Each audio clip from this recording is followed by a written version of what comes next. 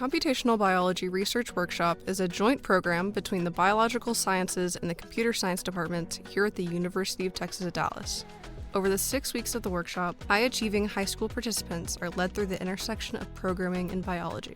As biological data is collected at larger and larger scales, the understanding of mathematics and programming becomes necessary to analyze such data. With such a large breadth of data, we can train machine learning models to predict experimental outcomes, validating these results in the lab. Students began the workshop learning the fundamentals of programming, incorporating their understanding of concepts such as control structures into programming challenges, like predicting the code behind ASCII art. These fundamentals were then translated into parsing and performing calculations on biological datasets. This allowed expansion into running machine learning models using these datasets as training data, and using these models to predict protein functionality or structure. These findings were confirmed in the lab with bacterial growth assays, where the students investigated how the proteins generated through the models performed in conferring resistance to antibiotics.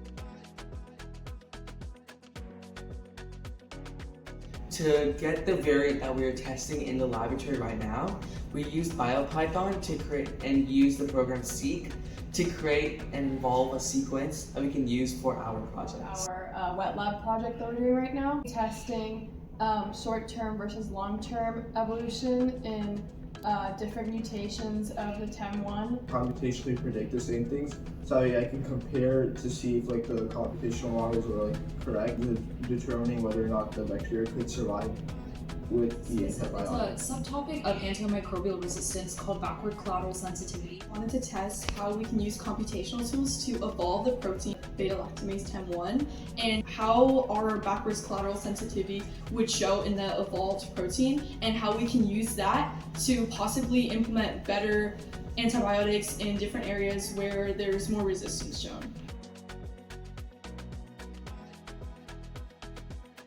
Being able to work in the wet lab, especially with the project with my really good friend, it was super fun, and it was so cool to try out all the different tools, especially having them university grade level tools that we normally don't get access to at our high school. It's definitely a really great experience to work in the wet lab. Being able to evolve proteins quickly with just a singular program such as Seq is really interesting when you think about how we can use that technology and use that to make even better projects in the wet lab and even further technologies. E. coli used to be really dangerous for humans, but now we can safely experiment with it and find new cures and solutions. I think our coolest memory so far has been learning BioPython, specifically coding the RMSD, seeing how similar proteins are across evolutions and mutations. So it was really interesting to understand how BioPython, which is a category in Python, and understanding how it works together to use and make all of these amazing projects.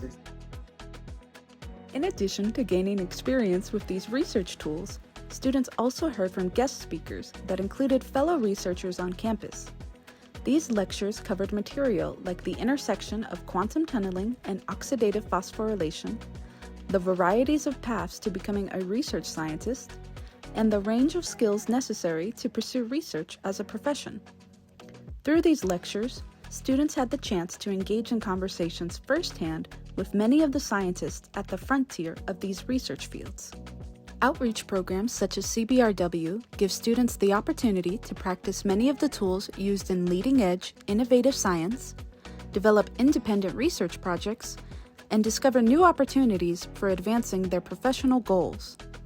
These experiences not only challenge these students, but support them in building achievements that lead them towards their future as the next generation of scientists.